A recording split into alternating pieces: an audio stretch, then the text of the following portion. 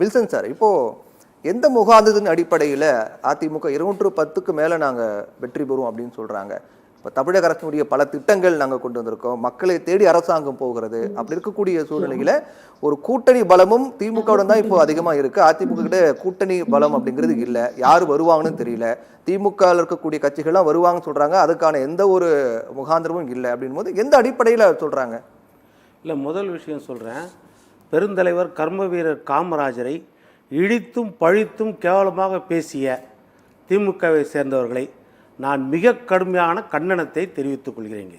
இதை மீறி எப்படி காங்கிரஸ் அங்கே கூட்டணியில் இருக்குதுன்னு உலக அதிசயமாக இருக்குது. காங்கிரஸ் எப்படி இருக்கிறாங்க அப்படின்றது இது ஒரு பெரிய கேள்விக்குறி. அடுத்து இப்போ உங்கள் விஷயத்துக்கு வந்துடுறேன். அதிமுகவை பொறுத்த வரைக்கும் ஒரு மிகப்பெரிய வல்லமையான கட்சி. கடந்த காலங்களில் பார்த்துருக்கிறீங்க, 234 தொகுதியிலையும் இரட்டையில நின்று வெற்றி பெற்ற ஒரு கட்சி.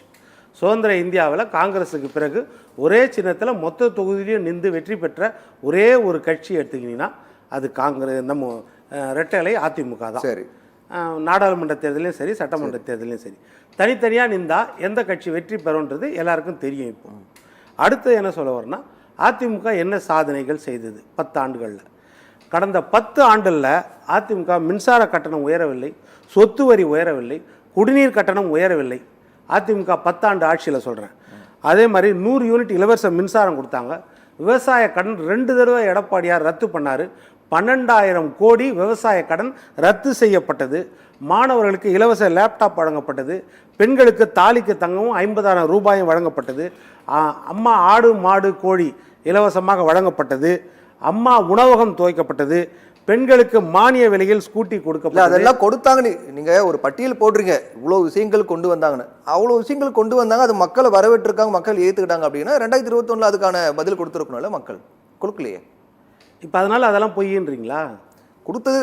நான் என்ன சொல்றேன், மக்கள் தீர்ப்புன்றது வேற. நான் என்ன சொல்றேன், செய்த சாதனைகள் இப்ப கேட்டாங்கல்ல, இப்ப அவங்க பட்டியல் போட்டாங்கல்ல, அப்போ கேட்டு இருந்தீங்களா? அதே போல இந்த பட்டியலும் கேள்வி என்னன்னா, 200+ நாங்க கைப்பற்றுறோம் அப்படின்னா என்ன முகாந்திரம் கேட்கறாங்க. இப்ப நீங்க சொன்னது எல்லாமே 10 ஆண்டுகளுக்கு கொண்டு வந்து அதான் சொல்ல வரேன். இப்ப இந்த சாதனைகளை சொல்லித்தான் இன்னைக்கு 28 சட்டமன்ற தொகுதிகளுக்கு 11வது நாள் கிளம்பி பிரச்சாரத்துக்கு 28 சட்டமன்ற தொகுதிகளுக்கு போயிட்டார். ஒவ்வொரு சட்டமன்றத்திலும் இருக்கிற பிரச்சனைகளை சொல்லி, அத்திக்கடவு அவிநாசி திட்டம் தொடங்கி நடந்தாய் வாழி காவேரி முதற்கொண்டு நெசவாளர்களுக்கு என்ன செய்திருக்கிறோம் இப்படின்ற ஒவ்வொரு ஏரியாலையும் அந்த விவசாயிகளுக்கு, நெசவாளர்களுக்கு, தொழிலாளர்களுக்கு, கட்டுமான தொழிலாளர்களுக்கு, மரவள்ளி கிழங்கு பயிரிடுபவர்களுக்கு, தோட்டக்கலை பயிரிடுபவர்களுக்கு எல்லாருக்கும் என்னென்ன திட்டாங்க, நீர் மேலாண்மை திட்டம் எப்படி செய்திருக்கிறோம், அதே மாதிரி குடிமராமத்து திட்டம் எப்படி செய்திருக்கிறோம், எல்லாமே விலாவாரியாக அவர் சொல்கிறார். இப்போ எடுத்து சொல்கிறார். அடுத்தது என்னன்னா, இப்போ எடுத்து சொன்ன பிறகுதான் அது அவங்க பயனாளிகளுக்கு தெரியுது. அப்படின்னா அது எந்த அளவுக்கு அவங்களை போய் சேர்ந்துருக்கு நம்ம பார்க்கணும் இல்லையா? சேருதான். இப்போ அவங்க சொன்னது எப்படி சேருது? இப்போ இவங்க சொன்ன பிறகு தான் தெரியுது. இப்போ உங்களுடன் ஸ்டாலின் போய் சொன்ன பிறகு தானே தெரியுதா? அப்போ அதையும் ஏற்றுக்கணும்ல. அப்போ எதுக்கு போய் சொல்கிறாங்க உங்களுடன் ஸ்டாலின்? சொல்லுங்கள். 4 வருஷமாக போய் சேரல. இப்போ இவங்க சொன்ன பிறகு தான் சேருதா? அப்போ அவங்க புறப்பட்டு போகிறாங்கல்ல. அதுதான் சொல்கிறேன். இப்போ என்ன சொல்ல வரேன்னா, இவங்க கொடுத்த தேர்தல் வாக்குறுதி என்ன நிறைவேற்றிருக்காங்க? ஒரு பக்கம் சட்டம் ஒழுங்கு பிரச்சனை. இன்றைக்கி கூட கும்மிடி பூண்டியில் 12ஆம் தேதி ஒரு சிறுமி பாலியல் வன்கொடுமை செய்யப்பட்டால் இன்னைக்கு வரைக்கும் 3 தனிப்படை சிறப்பு படை, தமிழ்நாட்டில் இருக்கிற சிறப்பு படையெல்லாம் கலைச்சாச்சு ஏற்கனவே. எப்போ அஜித்குமார் மரண வழக்கில், அஜித்குமார் கொலை செய்யப்பட்ட வழக்கில். இப்போ என்னது, மறுபடியும் சிறப்பு குழு ஆரம்பித்து மறுபடியும் தேடிட்டு இருக்காங்க. சிசிடிவியில் வந்த ஒரு குற்றவாளியை, ஒரு கயவாளியை பற்றி. இது ஒரு பக்கம் இருக்குது. அதே மாதிரி தேர்தல் வாக்குறுதி எடுத்துக்கிட்டிங்கன்னா, இப்போது 33வது வாக்குறுதி, விவசாயிகளுக்கு விவசாய கடன் நாங்கள் வந்த உடனே தள்ளுபடி பண்ணுவோம், கல்வி கடனை தள்ளுபடி பண்ணுவோம், பழைய பென்ஷன் திட்டத்தை கொடுப்போம். இப்போ இந்த திட்டங்களை, அதே மாதிரி மாதம் ஒரு முறை மின் கட்டணம் 6,000 ரூபாய் மிச்சமாகும், மின்சார கட்டணத்தை உயர்த்த மாட்டோம், 221வது வாக்குறுதியாக பென்ஷன் திட்டம். திமுக கொடுத்த தேர்தல் வாக்குறுதி நிறைவேற்றாத முன்வைத்தும் அதிமுக கொண்ட திட்டங்களை முன்வைத்தும் இந்த பிரச்சாரத்தை மேற்கொள்ளப்படுது. அந்த அடிப்படையில் 200க்கும் மேற்பட்ட தொகுதி கைப்பற்றும் அப்படின்னு சொல்றாரு. கூட்டணி அப்படின்னு வரும்போது எடப்பாடி பழனிசாமி தடுமாறாரு அப்படின்னு கேள்வி வருது இல்லையா? கூட்டணி என்பது இப்போ திமுக தலைவர் ஒரு 15 நாளைக்கு முன்னாடி சொன்னார் தெரியுமா, சில கட்சிகள் எங்களோட கூட்டணி வரப்போகுதுன்னு. ஆமா, எந்த கட்சி வந்திருக்குது? இன்னும் 4 இருக்குல்ல. அதேதான். அப்போ எடப்பாடி நாள் இல்ல, ஸ்டாலின் நாள் இருக்கா? இல்ல, இப்போ ஆட்சியாளரா அதிகாரத்தில் இருக்கிறவரு, வெற்றியாவே தொடர்ந்து வகிச்சு வரவரு, அவருக்கு நாள் இருக்குது. எடப்பாடிக்கு நாள் இல்ல. அதான் நான் சொல்றேன், அந்த பதில் சொல்றேன். நான் ஒரு பிரம்மாண்ட கட்சி வரப்போகுது அப்படின்னு சொல்றாருன்னா, அவங்க மேடம் சொன்ன மாதிரியும் தமிழகத்துல திமுக அதிமுகங்கிறது மாநிலத்தை ஆண்ட கட்சி, ஆண்டு கொண்டிருக்கும் கட்சி, பிரதான எதிர்க்கட்சி அதிமுக, ஆளுங்கட்சி திமுக அப்படின்னு இருக்கும்போது இப்ப எடப்பாடி பழனிசாமி ஒத்துக்கொள்கிறாரா? அதிமுகவை காட்டிலும் ஒரு பிரம்மாண்ட கட்சி இருக்குன்னு ஒத்துக்கிறாரா? இப்போ அதுதான் ஜனநாயகம்ன்றது. அதுதான் அவர் மேடையில் ஒரு வார்த்தை சொன்னார் தெரியுமா? என் பக்கத்தில் நிற்கிறார இந்த மாவட்ட செயலாளர், இந்த காமராஜர், இல்லைன்னா இந்த வேலுமணி, இல்லைன்னா இந்த சண்முகம், இவரும் நாளைக்கு முதலமைச்சர் ஆகலாம், கட்சியின் தலைவர் ஆகலாம். கீழே நிற்கிற உங்களில் யாராவது முதலமைச்சர் ஆகலாம், கட்சியின் தலைவரும் ஆகலாம். இந்த கட்சியை பொறுத்த வரைக்கும் சொன்னார் தெரியுமா? அதை வச்சு தான் இப்போ சொல்கிறாரு என்னன்னா, ஜனநாயக நாட்டில் எந்த கட்சியுமே அடிமை கட்சியும் கிடையாது, சிறிய கட்சியும் கிடையாது, எல்லாமே பிரம்மாண்ட கட்சிகள் தான். அந்த எண்ணத்தில் அவர் சொல்றது. எங்க கூட்டணியில் வரக்கூடிய கட்சி இருக்கிறது. நாங்க எந்த கட்சியும் அடிமையா நாங்க வச்சிருக்க மாட்டோம். எந்த கட்சியும் பணம் கொடுத்து விலைக்கு வாங்கி வச்சிருக்க மாட்டோம். கூட்டணியில் இருக்கக்கூடிய கட்சிகள்லாம் வரதுக்கான வாய்ப்பு இருக்கு அப்படின்னு அதிமுக தரப்புல சொல்லப்படுது இல்லையா? இப்போ ஆனா திமுக கூட்டணியில் இருக்கும் எல்லாம் உறுதியா சொல்லிட்டாங்க. எடுத்துக்காட்டுக்கு கம்யூனிஸ்ட் கட்சிகள் அவங்க கட்சி விசிகாலாம் வந்தாங்கன்னா நாங்க ரத்தன கம்பளம் விரித்து வரவேற்போம் அப்படின்றாங்க. ஆனா கம்யூனிஸ்ட் கட்சி என்ன சொல்றாங்க, அது வந்து ஒரு நயவஞ்சக வலை அது அப்படின்னு சொல்றாங்க. இல்ல அதான் அவர் என்ன சொன்னாரு, ரத்தன கம்பளம் விரித்து வரவேற்போன்னு சொன்னாரு. இல்ல ரத்தன கம்பளம் கிடையாது, ரத்த கம்பளம் சொன்னாரு. அவங்கள பொறுத்த வரைக்கும் எந்த கம்பளம்னா பணக்கம்பளம் விரிச்சால்தான் கம்யூனிஸ்டுகள் வருவார்கள். அந்த பணக்கம்பளம் இல்லைன்னா வரமாட்டார்கள். அது போன தடவை பார்த்தோம் 15 கோடி 10 கோடி அப்படின்றது. அதனால அது ஒரு பெரிய பிரச்சனையே கிடையாது. என்றைக்கு இருந்தாலும் என் வீட்டு பிள்ளைகளுக்கு பக்கத்து வீட்டில் இருக்கிற குடும்ப தலைவர் வந்து செலவு பண்ண முடியாது. அப்படி இருக்கும்போது கூட்டணி கட்சியாக இருந்தாலும் வெளி கட்சியாக இருந்தாலும் சரி, அந்த கட்சிகிட்டேருந்து பணம் வாங்கினாலே தவறு தான். அது நீங்கள் முறைப்படி வாங்கினீங்க, லீகலாக வாங்கினீங்க, சட்டப்படி வாங்கணும், இன்கம் டேக்ஸில் கொடுத்தோம், தேர்தல் கமிஷன் கொடுத்தோம், ஆனால் வாங்கினாலே உங்களது தனித்தன்மை இழந்து விடுவீர்கள். அது ஒரு பக்கம். இன்னொரு பக்கம் எடுத்துக்கிட்டா கசப்புணர்வு, முரண்பாடு எல்லா இடத்துலையும் இருக்குது. எங்களுக்கு எங்களுடைய கொடிக்கம்பம் கூட வைக்க முடியவில்லை, உரிமை இல்லைன்னு சொன்னது யாரு? விடுதலை சிறுத்தைகள் கட்சி தான் சொன்னது அந்த கூட்டணியில். அதே மாதிரி அவங்களுடைய உயிர் நாடி என்னது? ஆட்சி அதிகாரத்தில் பங்கு, விளிம்பு நிலை மக்களுக்கு ஆட்சி அதிகாரத்தில் பங்கு. ஒரு தலித் முதலமைச்சர் ஆகணுன்ற கனவு 25 ஆண்டுகள் ஆயிடுச்சு. 1999 தொடங்கி அவங்க தேர்தல் பாதையை தேர்ந்தெடுத்து, அதற்கு முன்னாடி 10 ஆண்டுகள் வந்து தேர்தல் பாதை திருடர்கள் பாதை என்று இருந்தார்கள். அதற்கு பிறகு 99 மக்கள் தலைவர் மூப்பனாருடைய அழைச்சதால தேர்தல் பாதைக்கு வந்தாங்க. ஆனால் 25 ஆண்டு ஆயிடுச்சு. இன்னும் அந்த கூட்டணியில் அந்த குரலை அவர்களால் ஒலிக்க வைக்க முடியவில்லை. வேலை வரலன்ற ஒரு அதாவது சகிப்புத்தன்மையோடு இருக்கிறாங்க, இல்லைன்னு சொல்ல வரல. அதே மாதிரி கம்யூனிஸ்ட். சரி, காங்கிரஸ் எடுத்துக்கோங்க. இன்னைக்கு வரைக்கும் காங்கிரஸ் என்னது? ஏசி இல்லாமல் காமராஜர் தூங்க மாட்டார்னு சொன்னால் அந்த கட்சி கூட எப்படி கூட்டணியில் இருக்க முடியும்? அப்போ முரண்பாடுகள் அந்த பக்கம் இருக்குதா இல்லையா? அது ஓட்டாக மாறக்கூடிய வாய்ப்பு இருக்குதா? அப்போ அந்த விஷயத்தில் பார்க்கணும்ல, தொண்டர்கள் ஓட்டாக மாறுமா? இப்போ இந்த சைடு பார்த்தீங்கன்னா அதிமுக பிஜேபி மட்டும்தான் கூட்டணியில் இருக்குது, வேற யாரும் சேரல அப்படின்னு நீங்கள் சொல்கிறீங்க. காலம் நிர்ணயிக்கும், இன்னும் காலம் இருக்கிறது. அதாவது அதிமுகவுடைய பிரதான கொள்கை, எடப்பாடியோட பிரதான கொள்கை என்னன்னா, கடந்த நேரத்தில் பார்த்தீங்கன்னா, கடந்த காலத்தில் அவர் முறைப்படி என்னன்னா, கட்சிக்கு சோதனையான மிகப்பெரிய ஆளுமை ஜெயலலிதா அம்மா மறைந்த பிறகு கட்சிக்கு சோதனையான காலகட்டத்தில் என்ன செய்யறாரு? முதல் முறையாக வந்து தேர்தல் கமிஷன், நீதிமன்றம் எல்லா இடத்துலையும் கிளியரன்ஸ் வாங்கி கட்சியை கிளியர் பண்ண உடனே செயற்குழு பொதுக்குழு கூட்டுறாரு.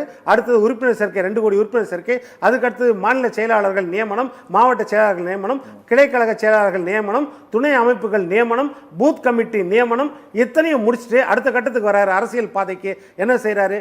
கூட்டணி எங்களுக்கு திமுக தான் எதிர்கட்சி, திமுகவை வீட்டுக்கு அனுப்பணும், யாரை வேண்டாலும் சேர்ப்போம்னாரு. ஒரு பிஜேபி கூட தேசிய கட்சியோட ஒரு கூட்டணியை ஏற்படுத்தினாரு. மீதி காலம் இருக்கிறதுன்னு சொன்னாரு. பிரச்சாரத்துக்கு 7ஆம் தேதி புறப்பட்டார். சரி, சட்டமன்ற தொகுதி வாரியா மக்கள்கிட்ட பிரச்சனை சொல்லுது. அது 200 210 இப்ப நம்ம சகோதரி சொன்ன மாதிரி 200 இல்ல 210 அவர்கள் நம்பிக்கை. மக்கள் தான் ஓட்டு போடணும். கூட்டணி அப்படின்னு வரும்போது இன்னும் காலம் இருக்கு. கூட்டணி அமைப்போம். இன்னொன்னு கூட்டணின்றதே வந்து அது ஆடட் அட்வான்டேஜ் தான். இப்ப வெறும் கூட்டணியால் தான் திமுக ஜெயிக்குதா? அப்போ திமுக ஜெயிக்கப்படுவது கூட்டணியால் மட்டும்தானா? கிடையாது. சொல்லிட்டு வராரு, நாங்க ஒரு மெகா கூட்டணி அமைப்பு, பிரம்மாண்ட கூட்டணி அமைப்பு சொல்லிட்டு வராரு. அதுக்கு 2011 வரைக்கும் மெகா கூட்டணி அமைச்சிருந்தார் கலைஞர். 2011 எதிர்கட்சியா கூட வர முடியல அந்த நேரத்தில். ஆனாலும் மக்கள் தான் தீர்மானிப்பாங்க. எந்த கூட்டணியும் தோற்கடிக்கக்கூடிய வல்லமை வந்து மக்களுக்கு இருக்கு. Okay okay. பொன்வில் சென்சார் நாடாளுமன்ற தேர்தலின் போது 40க்கு 40 அப்படின்னு சொன்ன அடிப்படையில் ஸ்டாலின் வின் பண்ணார் அப்படின்னு ராமசுப்ரமணியன் சார் சொன்னார். அதே அடிப்படையில் தான் 200 தொகுதிகளை கைப்பற்றும், அதுக்கு மேலும் கைப்பற்றும் அப்படின்னு சொல்றாரு. அதற்கான பணிகள் ரொம்ப தீவிரமாகவும் ரொம்ப வேகமாகவும் மேற்கொண்டு வராங்க. நிறைய மக்களுக்கு நேரடியாக பலன் தரக்கூடிய திட்டங்களை கொண்டு வந்துட்டு இருக்காங்க. அந்த அடிப்படையில் அந்த நம்பிக்கையில் அவர் சொல்றாரு.